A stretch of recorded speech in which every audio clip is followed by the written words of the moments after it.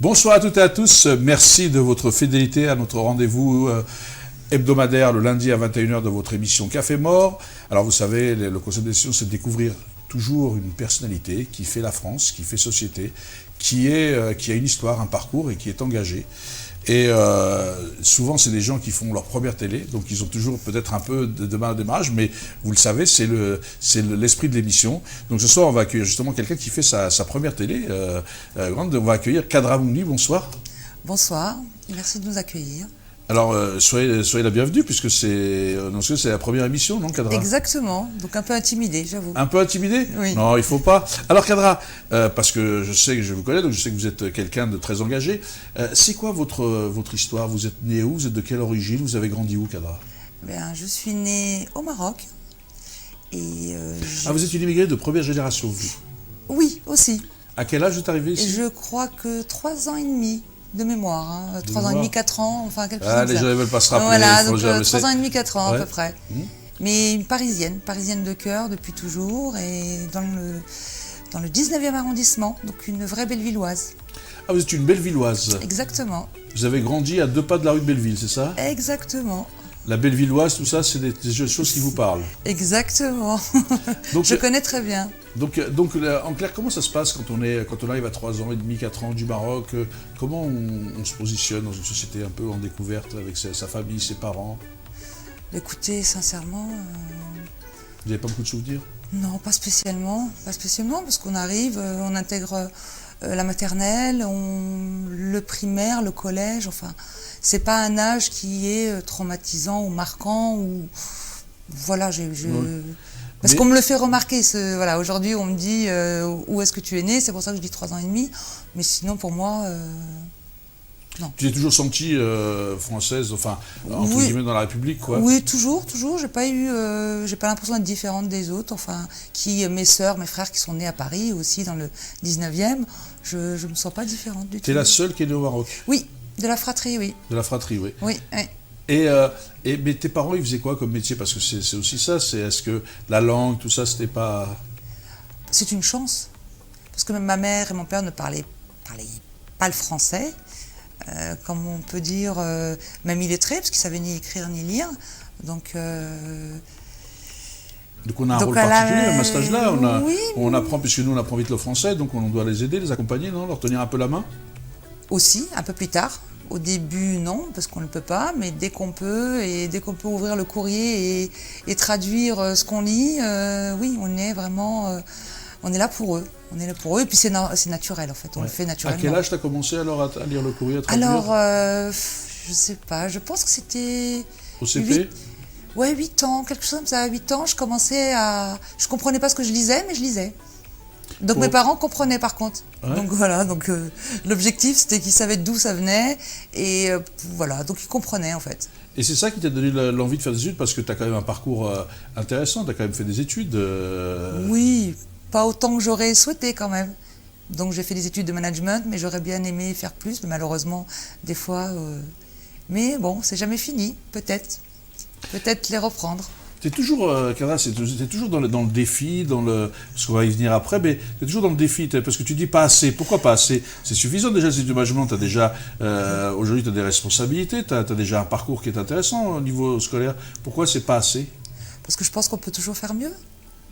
Donc pourquoi se priver? Et puis la France nous permet de faire des choses extraordinaires, donc pourquoi se buter aux acquis qu'on a? Donc on peut aller plus loin. Et tant qu'il y a de l'espoir, il y a de la vie, il y a des gens autour de nous, pourquoi se priver? C'est un peu une philosophie, toi t'es toujours là tu souris tout le temps, les gens qui nous voient, elle sourit tout le temps, même dans la vie en général, là c'est un peu intimidé, sinon c'est plus, t'es toujours à prendre la vie du beau côté, Kadra. Oui, j'ai déjà un état d'esprit où je préfère voir le verre à moitié plein qu'à moitié vide, puisque ça sert à rien dans le sens inverse, et comme je dis, on a une chance incroyable, donc pour moi vraiment je pense que en France, c'est vrai que d'avoir 2 cultures, je pense que c'est la première chance que l'on a. Ça c'est vraiment incroyable parce que ça nous permet de nous ouvrir à plein de choses. Donc on n'a pas besoin spécialement de voyager, donc on voyage déjà rien que chez nous. Donc une culture à la maison. Et puis après tout ce qui est social, tout ce qui est scolaire, tout ce qui est voilà, on a tout à portée de main. Voilà, il faut s'encourager à y aller et faire son possible déjà pour réussir pour soi. Et puis une fois qu'on a réussi à faire des choses, les faire partager et aider les autres qui ont besoin. Donc, oui, c'est toujours un leitmotiv chez toi, ça. Mais juste, quand tu dis ça, t'étais d'où de la région du Maroc? Parce qu'on n'a pas dit d'où tu étais du Maroc. Alors je suis d'origine d'une petite ville qui s'appelle Berkane, donc dans la région de Oujda. Oui, Berkane, c'est pas une petite ville quand même, tout le monde connaît Berkane dans la région de Oujda. Je sais pas. Tu sais pas, si, les gens connaissent Berkane quand même dans la région de Oujda. Tous ceux qui nous regardent connaissent très bien Berkane dans la région de Oujda. À la frontière algérienne, voilà, Oujda, Saadia, derrière, la plage, tout le monde connaît. Et on peut traverser de la plage et arriver à Porset, Bornia, c'est juste, c'est à côté, quoi. Oui. On peut, maintenant, ils ont une idée saugrenue de mettre un mur, mais sinon, normalement, on pouvait tendre la main et aller voir sa famille qui était de l'autre côté, puisque les gens c'est les mêmes gens, c'est le même peuple, c'est les mêmes familles, et c'est des familles qui sont séparées par le truc, mais c'est les mêmes familles des deux côtés. Oui, souvent. Souvent, hein. Très souvent. Donc tu vois, en fait, t'étais dans l'universel déjà depuis longtemps, non? Je ne savais pas.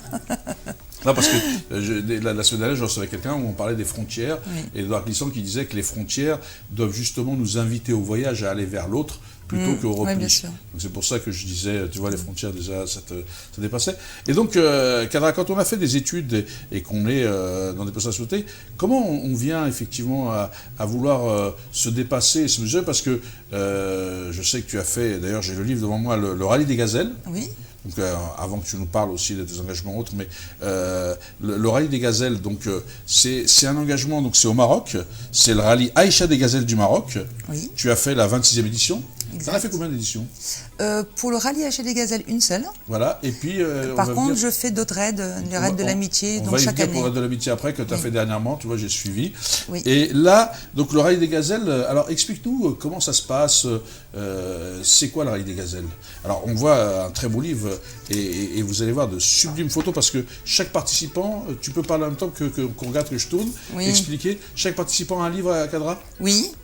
Donc, de notre aventure, donc ça... du début qui se passe... on part de Nice, hein, donc il faut dire que nous partons de Nice. Ouais. Nous avons un super accueil par le maire de Nice et il y a un grand départ, donc les Niçois nous reçoivent, nous encouragent et à partir de là, on part pour Barcelone pour prendre le bateau et nous diriger vers Tanger. Voilà. En voiture? En voiture toujours. Voilà, et là, c'est avec Daniela. Daniela Battista. Daniela Battista, qui est Daniela Battista? C'est une collègue de travail que j'ai réussi à convaincre, puisqu'il me fallait une copilote, parce que moi je suis pilote. Et elle a adhéré à l'aventure, elle a aimé le concept. Voilà, toutes les deux, hein. Exactement.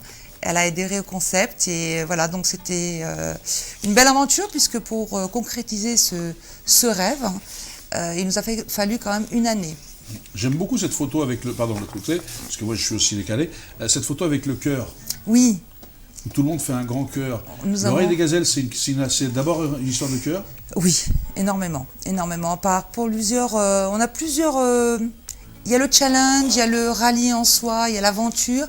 Mais à côté de ça, et ce qui m'a motivée pour le faire, c'est Cœur de Gazelle, qui est une association dans le rallye Aïcha des gazelles.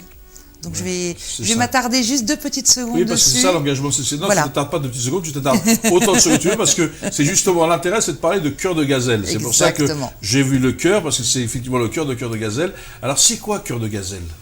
Alors, Cœur de Gazelle, c'est une association qui vient en aide à toutes les personnes qui ont besoin au Maroc, soit éducatif, social, construction des écoles. Donc c'est une association qui aide pas mal de choses, enfin qui fait pas mal de choses au Maroc. Sauf pour le rallye Aïcha des gazelles, c'est un peu particulier. Là, à ce moment-là, en participant au rallye Aïcha des gazelles, il y a des caravanes médicalisées qui sont avec nous. C'est pour ça, c'est ça l'engagement. Et donc toi, c'est ce qui t'intéresse, c'est l'engagement, c'est d'aider ton prochain, d'aider les enfants de ton pays d'origine, puisque je pense que tu es légitimement attaché à ton pays d'origine quand même. Bien sûr, dommage que ce ne soit pas le cas, comme tout le monde, on est tous attachés à nos pays d'origine. Et donc toi, c'est pour ça que ça t'a encouragé à aller faire ce rallye des gazelles? Exactement, parce qu'au départ, moi je ne voulais pas spécialement faire un rallye. J'ai commencé à m'intéresser à Cœur de Gazelle, et c'est là où je me suis rendu compte qu'en participant au rallye Aïcha des gazelles, c'est là où les caravanes médicalisées peuvent aller au Maroc. Donc plus il y a de participantes, donc c'est un rallye féminin, hein, donc il n'y a pas de, Oui, j'ai vu voilà, ça, ouais, voilà, c'est un rallye c'est pour féminin. ça que tu l'as fait avec Daniela. Voilà. Et il n'y a pas de gazou, il n'y a que des gazelles. Et donc je me suis dit, joignons l'utile à l'agréable. Donc l'agréable, bah, c'est se créer un nouveau challenge, faire une chose quand même qui est... Voilà, exactement. Et parallèlement à ça, ben, les caravanes qui viennent avec nous. Donc quand on parle de caravanes, il y a des médecins, il y a des chirurgiens, il y a des dentistes, il y a des gynécologues, il y a des opticiens. Donc vraiment, quand on parle de caravanes médicalisées, c'est vraiment des petits... c'est comme quand on va chez son médecin. Il y a tous les outils, il y a plein de sponsors qui sont là. Il y a des médecins marocains qui se joignent à l'aventure. Il y a des médecins qui partent de Paris, qui sont à la Riboisière, qui sont... voilà.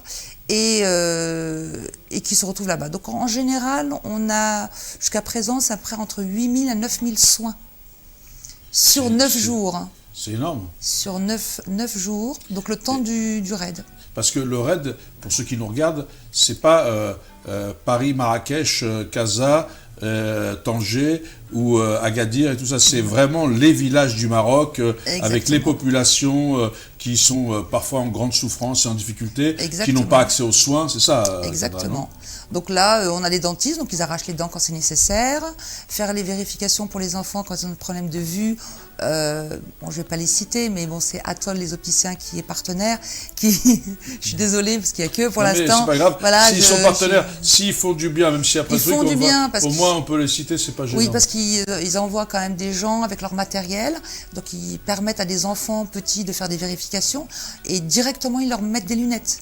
Parce que c'est des enfants qui peut-être finiront illettrés. Finiront illettrés. S'ils n'ont pas de lunettes, ils finiront illettrés. Illettrés. Donc dès le départ, c'est fait dans l'heure.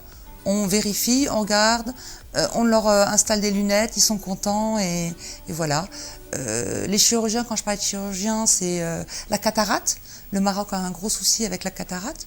Donc les personnes qui viennent pour la cataracte sont opérées sur place aussi. Donc les gens commencent à voir, ils sont contents. Et ce qui est bien aussi, c'est que on leur donne pas et on fait les soins et on les oublie. Il y a comme une sorte de carnet de santé. Donc le challenge, c'est tous les 3 ans revenir dans ces villages, les revoir et voir où ils en sont. L'évolution de leur santé. Exactement, et le suivi, quoi. Exactement. Et l'évolution de suivi, il y a un vrai projet, quoi. Il y a vraiment un projet à long terme. De salubrité publique, quoi. C'est vraiment à long terme. Donc il ne faut pas oublier aussi que le rallye Aïcha des Gazelles est sous le haut patronage du roi du Maroc. Alors on va y venir parce que voilà. tu nous parles de gilet. Alors moi je voudrais, si tu me permets, Kadra, saluer une association qui est Capis France, qui est très engagée notamment sur la région d'Oujda et qui fait aussi des caravanes et qui va soigner les enfants. Et donc Hassan Edjari et son équipe, voilà, on te salue Hassan, parce que je sais qu'ils partent prochainement encore, ils n'arrêtent pas, ils collectent des fonds, ils font beaucoup de soirées pour justement aider tous ces enfants. Mais eux, ils sont très ciblés région d'Oujda parce qu'ils sont tous originaires de vers là-bas et les environs. Voilà, donc comme ça au moins... Hassan, bravo pour votre travail, bravo à Capis France. Bravo à eux. Voilà, quand vous parlez de Cœur de Gazelle, on peut les saluer aussi. Bien sûr. Alors, Kadra, donc maintenant on va venir. Alors, pourquoi vous avez tous ce gilet? Tu vas nous expliquer parce que justement, alors il y a c'est un gilet Transavia, hein, mais on les cite pas, hein, transporteur officiel, parce que c'est eux qui transportent la tête de Rallye des Gazelles. Donc voilà, j'aurais pas dû tourner. Alors là, on va le mettre comme ça, et donc tu vas nous expliquer là. Donc il y a tous les... On ne montre pas parce que ça c'est les sponsors. Ouais. Il y a Aïcha. Oui, ça c'est l'officiel. L'officiel, puisque c'est Aïcha Rallye des Gazelles. Et là, donc t'as vous avez le logo des Rallye des Gazelles, on peut le regarder, celui-là. Et là, il y a un écusson. Alors c'est quoi cet écusson, Kadra? C'est le sceau royal. Le sceau royal. Nous sommes le roi, Sa Majesté nous a autorisé en tant que gazelle à le porter. Très peu de gens peuvent se permettre de l'avoir. Et toutes les gazelles ont l'autorisation de porter le sceau royal voilà, pendant... Vous êtes estampillé, donc vous êtes reconnu. Et donc c'est reconnu, le roi reconnaît ce rallye et l'encourage. Donc. Et l'encourage énormément, oui, bien sûr, bien sûr. Et nous sommes accueillis comme de vraies gazelles. Voilà. On salue aussi une autre gazelle très active, Latifa, si tu nous regardes, parce que je ne voudrais pas qu'elle dise qu'on ne l'a pas saluée. Alors, mais là, donc, c'est quand le prochain rallye des gazelles, justement? En général, chaque année, c'est au mois de mars. Donc c'est au mois de mars. Donc au mois de mars prochain. Oui. Donc plus il y a de participants, plus il y a d'aide et d'argent qui est investi. Donc comment on s'inscrit à l'Oral des Gazelles? Alors c'est tout un processus parce qu'on n'arrive pas du jour au lendemain en se disant je vais faire le rallye à l'échelle des Gazelles. Donc j'avais envie de le faire, mais pour le faire, je n'étais pas pilote à l'époque. Je ne savais pas spécialement conduire dans le désert, traverser les dunes. Donc j'ai fait des stages, je me suis formée. J'ai appris et à partir de là, je me sentais capable de pouvoir conduire un pick-up et traverser les dunes. Après, j'ai refait une formation pour gérer la carte, puisque pas de GPS. Donc c'est vraiment un rallye à l'ancienne, carte et boussole. Carte et boussole. Carte et boussole. Il n'y a pas de GPS à l'ancienne. Il n'y a pas de GPS. Donc on nous Et retire il y d'ailleurs. se perdent un peu? Oui, je me suis perdue. Je suis restée une nuit dans le désert toute seule avec Daniela jusqu'au lendemain. Mais ça nous arrive, mais c'est une aventure extraordinaire. Donc voilà, déjà la première chose, d'avoir quand même des notions. On ne peut pas se permettre non plus d'y aller parce qu'on a envie, on y va du jour au lendemain. Parce que c'est vrai que conduire dans le désert, alors vous y allez dans une période... C'est pour ça que je rigolais, c'est fait en mois de mars. Vous savez pourquoi? Parce qu'après le mois de mars, en avril, il y a les vents de sable. Et à mon avis, faire le désert avec les vents de sable, c'est pas une personne qui se perd, je crois qu'ils ont perdu tout le monde. C'est parce que c'est vraiment... D'ailleurs, c'est assez surprenant quand même le désert quand on voit cette immensité, comment les Touaregs qui le maîtrisent complètement, c'est fou, hein, non? Comment ils ont une lecture du terrain je vais raconter une petite histoire, une anecdote. J'ai dû m'extraire, entre guillemets, de chez Gaga, donc les dunes du Maroc, pour revenir plutôt d'un raid que j'avais fait. Donc le raid n'avait pas terminé, mais moi j'ai dû partir un peu plus tôt que prévu. Et je devais m'extraire donc de ces dunes. Et donc on était dans un bivouac, et c'est un Touareg qui m'a accompagné la nuit pour arriver sur Marrakech et prendre l'avion. Incroyable. J'ai jamais vu ça, sous une nuit étoilée, majestueuse. De temps en temps, il sortait juste sa tête de la voiture, il regardait les étoiles et il avançait la nuit. Donc c'était incroyable, j'ai jamais vu ça. Sans boussole, sans rien. Non, vraiment, moi je pense que même avec un GPS, je m'en serais pas sorti. Donc même avec un cap, je pense que... C'est vrai que le Touareg, il maîtrise ce Sahara, cette immensité. Il est chez lui. Et puis, il est chez lui. En plus, c'est des gens accueillants, c'est des gens très, très... merveilleux. C'est des gens merveilleux, les gens du Sud. Parce que les gens, c'est les gens le désert, qu'ils soient tout le désert, marocain, tunisien, algérien, les gens sont déjà, tous ces Touaregs, c'est des gens merveilleux, non? Ils ont une ouverture d'esprit incroyable pour des gens qui, pour la plupart, ne sont jamais sortis de leur désert. Même les grandes villes ne les intéressent pas. Donc ils sont vraiment entre eux dans des campements, voilà, c'est leur mode de vie de nomades et même un peu sédentaire, mais vraiment nomades. Mais on les pousse aussi à la sédentarisation quand même dans nos pays d'origine, on les pousse un peu. Nous on voit, moi j'en vois quelques-uns encore. Alors comment ils vivent, parce que je sais pas si tu l'as vu, et tu sais que les gens leur donnent des dromadaires à telle date. Ils les élèvent, ils les emmènent et après ils reviennent. C'est comme ça qu'ils vivent souvent. Oui, c'est vrai. Ils les emmènent, ils les élèvent et donc ils expliquent. Mais discuter avec eux, c'est fabuleux. C'est fabuleux. T'as dû, ce voyage a dû te paraître ça devait être merveilleux. C'est merveilleux, mais je suis émerveillée chaque année quand j'y retourne, quand j'ai l'occasion. J'ai rencontré un jeune homme de 25 ans. Donc dans le bivouac, et tous les soirs, on faisait un grand feu. On se mettait autour et il nous racontait des histoires, des anecdotes. Et ce jour-là, il nous raconte une histoire. Et il y avait des Allemands, il y avait des Italiens.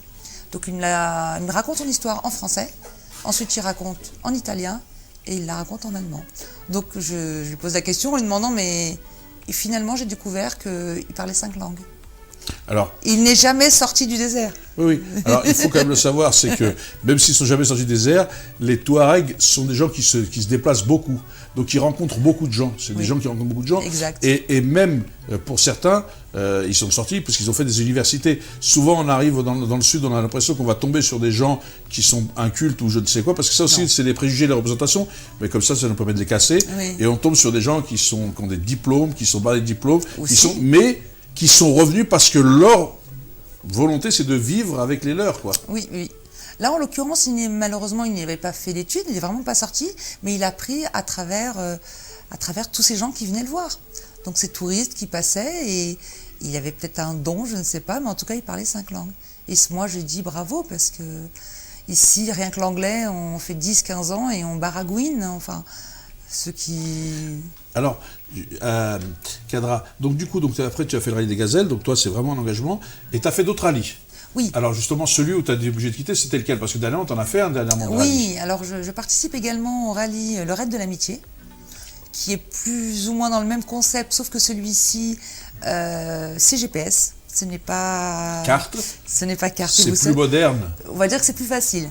Voilà. Voilà, parce qu'on a Je quand vous montre même... la carte du Maroc quand même pour ceux qui ne la connaissent pas. Michelin a fait la carte du Maroc, mais vous avez pu changer de truc. Pas de pub pour Michelin, mais bon, c'est la carte du Maroc. C'est dommage, c'est vrai qu'il la fasse. Ça aurait pu être fait au Maroc quand même. Aussi, c'est possible. Je pense que ça doit exister peut-être, Oui. non? Je sais pas. Mais toi, tu as été prendre celle-là.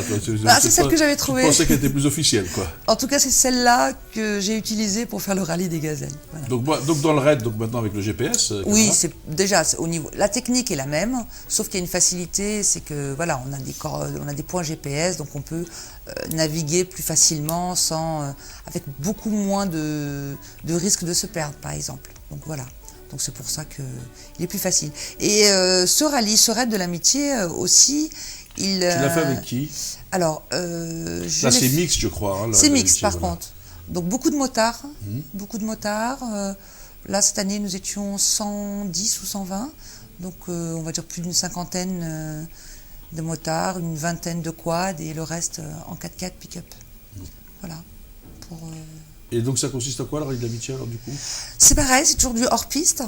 Donc c'est des challenges pour soi, c'est de dépassement toujours, mais beaucoup physique aussi, parce que bon c'est pareil, hein, donc on ne cherche pas la facilité. Hein. Cette année surtout qu'il y a eu beaucoup de pluie au Maroc, donc beaucoup de WED à traverser, donc beaucoup d'eau. Voilà, faire des montagnes, enfin c'est dur physiquement, mais c'est tellement plaisant parce qu'on voit des choses extraordinaires, des rencontres fabuleuses. Et par contre, au niveau associatif, pour le raid de l'amitié, c'est des écoles. Donc là, vraiment, on vise que les écoles. C'est que les cahiers et les stylos et des vêtements. Mais en général, c'est beaucoup. Cette année, je crois qu'on a dû donner à peu près 2000 cahiers, des stylos. Et en échange, ils nous donnent des oranges. Donc, on fait participer... donc, c'est du donnant-donnant. On apporte des cahiers et des stylos à ces deux écoles chaque année qui sont choisies. Vous leur apprenez déjà le commerce, quoi, voilà. Et eux, pour nous remercier, ils nous donnent des oranges, parce que en général, c'est des secteurs où il y a beaucoup d'oranges. Donc voilà. Et nous, on fait participer, et on les amène et on les donne à des écoles ici en France. Et on leur explique d'où ils viennent, etc. C'est sympa. Voilà. Donc c'est un échange. Alors j'avais une question. Est-ce qu'il y a beaucoup de binationaux marocains qui font ces rallyes, ces raids, les gazelles et le raid de l'amitié? Est-ce qu'il y a beaucoup de binationaux? Pas beaucoup, malheureusement. Je m'en suis rendu compte à chaque fois que j'y allais, parce que c'est eux qui m'en parlent, les gens du pays. Quand ils me voient au bord de mon 4x4 et que je leur dis que je suis marocaine, ils sont fiers, ils sont contents et ils ne comprennent pas pourquoi nous participons pas à des événements, pourquoi laisser ça toujours aux autres, alors que le pays est beau. Ils disent mais notre pays est beau, il y a plein de choses à voir. Et voilà, donc vraiment, j'incite vraiment les jeunes à y aller, à découvrir, parce que c'est une autre façon de voir le Maroc. Sincèrement, moi j'ai boudé le Maroc pendant une dizaine d'années. Je suis partie, j'ai voyagé partout dans le monde, parce que j'avais l'habitude d'aller que dans la ville de mes parents, et au bout d'un moment, dès que j'ai pu grandir et avoir des sous, je suis partie voir un peu ailleurs ce qui se passait. J'ai eu la chance d'avoir un ami qui fait des raids et qui adore l'Afrique depuis 30 ans en moto, et qui m'a fait découvrir le Maroc, tout le tour du Maroc en camping-car. Donc j'ai fait tout le tour du Maroc jusqu'à Ouarzazate, Tata, voilà, ville par ville, et j'ai découvert le Maroc comme ça. Et je l'aime à la folie parce que j'ai vu des choses extraordinaires. Mais voilà, donc vraiment y aller, parce que vous serez super bien accueillis. Ils seront fiers. Et à chaque fois que je suis partie, que je me suis présentée et qu'ils m'ont vue, j'ai été accueillie comme une princesse. Ah bah, en tous les cas, la promotion elle est faite mieux pas que l'Office du tourisme avec les cadras. Et ça vient du cœur. Ça vient du cœur, bah oui, je le sais, je comprends. Et t'as entraîné ta famille dedans dans ces aventures ou... Oui, Hein? oui, beaucoup. Parce que, en fait, quand le rallye des gazelles, ça coûte beaucoup d'argent. Et pour récolter les fonds, il fallait faire des choses. Donc on a créé une association pour récolter ces fonds. Et mon beau-frère a fait des cours de Zumba, donc pour récolter des fonds. On a vendu de l'huile d'argan, j'ai fait des soirées au Carrousel de Paris. Voilà, donc ma famille à chaque fois a été avec moi pour cette aventure. Et ils se sont intéressés. Et ils m'ont suivi durant tout le... Alors, dans la famille, dans la famille, ils sont quand même assez militants, ceux qui s'entraînent là-dedans, parce que tu parlais du beau-frère, c'est lequel, Momo Oui, Momo, oui. Il est assez d'ailleurs, on salue Momo, si l'on regarde, parce qu'il est militant, il est engagé sur les enfants malades dans les hôpitaux, vers du coin dans le Val d'Oise, là, dans exactement. ce coin-là. Margency. Voilà. La Croix-Rouge. La Croix-Rouge, oui, il est toujours très très actif. Oui. Et il est, je le vois partout dans les trucs, dès qu'il y a un truc militant, ou une soirée, ou un truc, il est là, quoi. Exactement. Il est toujours prêt à donner un coup de main.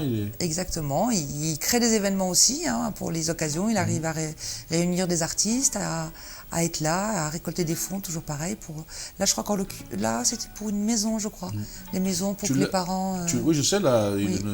Mais tu as réussi c'est toi qui l'as imposé comme beau-frère à ta sœur jeune? Non, du tout. Elle l'a choisi toute seule. Si elle regarde, elle va dire ça y est, quand il attaque. Non. Là, j'y suis pour rien. Là. Non, mais c'est vrai, parce qu'ils sont assez... Et puis, elles t'aident, tous t'aident, quoi. Oui. On est très solidaires. Donc, en général, dès qu'il y a...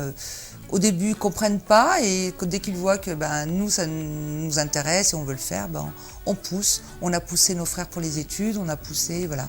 Donc à chaque fois j'ai ma fille, voilà. Donc à chaque fois qu'il y a quelqu'un qui veut créer ou faire quelque chose, ils peuvent compter sur leur famille, voilà. C'est bien.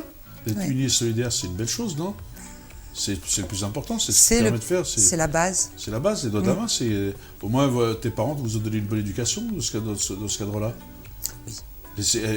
Garder une famille unie, c'est important, non? Je pense. Parce que c'est un message qu'on peut passer à tout le monde. Oui, restez unis. Essayez et puis d'être fier de ce que vous êtes, quoi, quel que soit... Toi, tu es attaché au Maroc, moi, l'Algérie, il faut être fier de ce que l'on est, quoi. Et c'est pas pour autant qu'on n'est pas convergent, les frontières sont faites pour être dépassées, on disait tout à l'heure. C'est important d'être fier comme ça, de défendre, parce que c'est quand même une part de soi. Si on n'était pas, on se renierait. Exactement. Donc, mais les binationaux, je te rassure, je crois qu'ils sont plus nombreux au bord des piscines à Marrakech que dans les raids ou les feux de gazelle. Justement, donc c'est pour ça que je suis là aussi. C'était pour les inciter à aller au-delà. J'ai fait ça. J'ai fait ça pendant des années aussi. Bord de piscine, je vais pas... Et c'est agréable. Mais on peut faire autre chose aussi. On peut aller plus loin dans le Maroc. Voilà. Essayons toujours d'aller un peu plus loin, de découvrir, de comprendre. Déjà, s'ils peuvent juste quand ils sont à Marrakech, monter un peu dans l'Atlas et tout ça, aller vers Week-end Medden, tout ça, dans la montagne, tout ça, déjà en passant là, ils ont déjà un autre aperçu du Maroc, non? Oui. Il faut y aller progressivement parce qu'il ne faudrait pas qu'ils se... voilà, il ne faut pas qu'ils s'y perdent, mais... Oui. Et après, ils peuvent aller développer tout ça. Mais en tous les cas, et je sais aussi que tu as aussi une passion, avant de finir, tu fais tu construis, tu dessines, des choses un peu particulières. Parle-nous-en un peu, Kadra. Je te laisse dévoiler un peu. Alors, je ne dis pas le voile parce que sinon je vais croire que tu es voilée. Non, Eva, dévoiler, qu'est-ce qu'elle fait? Le voyage, on parle du voyage et dépasser les frontières. J'aime voyager, je voyage beaucoup, souvent en tout cas. Et c'est vrai qu'à chaque fois que je voyage, je découvre des belles choses, c'est de l'art pour moi, de l'art du quotidien de toutes ces peuplades. Donc en passant de l'Iran, Jordanie, Sénégal, Maroc.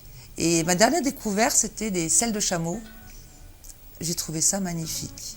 Donc, et tu fais des selles de chameau. Exactement. Les gens qui nous regardent, oui, elle fait des selles de chameau. Voilà. Que j'ai customisé, que je customise, que je modernise et que j'essaye de faire entrer dans les maisons de tout à chacun comme un objet d'art, tout simplement. Et on peut retrouver où tes productions? Il y a un site pour les voir. C'est quoi le nom du site? Anaxibia. Anaxibia.fr. Et explique-leur déjà comment c'est écrit, parce que les gens Anaxibia, ils ne vont pas le... Alors, ANAXIBIA. Voilà. .fr. Anaxibia, ANA. xibia.fr. Ils tapent anaxibia.fr et ils vont voir tes créations. Exactement. Des selles de chameau à la maison. Exactement. Customisées. Bien sûr. Il y a marqué chameau turbo dessus ou pas, non? En tout cas, c'est du cuir et du bois de cèdre, hein, déjà pour les matières premières. Et Anaxibia, oui, pour revenir sur Anaxibia, c'est le nom d'un papillon, d'un très très beau papillon bleu, et le bleu Touareg. Voilà. C'est pour ça que tu as pris ce nom, Anaxibia.fr, Anaxibia parce que c'est le bleu Touareg. Oui. C'est vrai que c'est quelque chose, parce que toi tu es de l'âge d'Oujda, donc il n'y a pas de Touareg, mais tu as découvert les Touaregs, c'est devenu une passion, c'est devenu quelque chose qui t'a marqué. Ça a changé ta vie? Oui, sincèrement oui, parce qu'ils ont une philosophie. J'aime le Maroc du nord au sud, de l'est ouest, mais ils ont une philosophie que je ne retrouve que là-bas. Ils vivent, je dirais pas au jour le jour, mais ils ont une façon de prendre leurs jours, leurs nuits de manière complètement légère. Même si c'est rude, pourtant c'est rude parce que c'est pas évident. Pour aller voir un médecin, c'est des kilomètres, tout est dur. Et pourtant, le soir, quand on s'assoit autour du feu, voilà, ils nous racontent des histoires, ils prennent du temps, ils nous parlent de...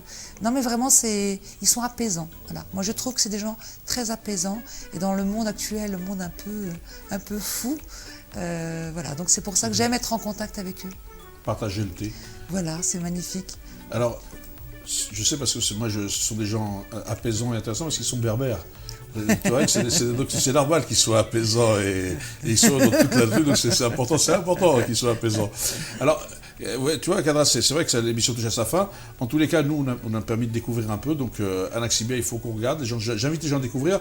Elle n'a pas pu amener les ailes parce que c'est dur à porter. Oui. Et on ne les a pas montrées, mais je pense que vous devriez aller faire un tour sur Anaxibia parce que c'est vraiment très intéressant. Et c'est assez original qu'on s'intéresse à des selles de chameau et qu'on essaie de les faire rentrer dans les maisons. C'est aussi un engagement. Vous avez vu quand même qu'avec Kadra, c'est un engagement, c'est une palette d'engagement en fait. Oui. C'est de la couleur partout, mais toujours avec la même sincérité. Oui, surtout ça permettra de faire vivre ces petits artisans, parce que j'ai d'autres projets, donc voilà, c'est vraiment, c'est une petite équipe qui est dans le sud de Marrakech et qui, voilà, plus j'en aurai devant lui, et plus ils travailleront, et plus ils seront contents, voilà, donc c'est un échange de bons procédés. C'est un peu une coopérative. Oui, et puis surtout ce qui est plaisant, c'est que ces gens-là, pour une fois, ils sont déclarés, ils ont une assurance, ils sont logés. Voilà, donc c'est vraiment des gens qui sont bien traités aussi. Donc pour moi, c'est important.